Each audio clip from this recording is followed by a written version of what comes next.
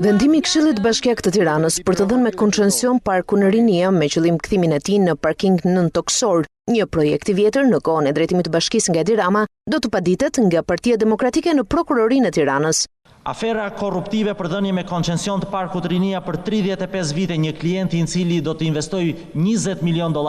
për të marrë mbrapsht nga parkimi te parku Rinia plot $500 milion sipas plan biznesit, është një tjetër aferë e papranueshme, e cila është bazuar në ligjin e koncesioneve të 2006-s dhe jo të 2013-s.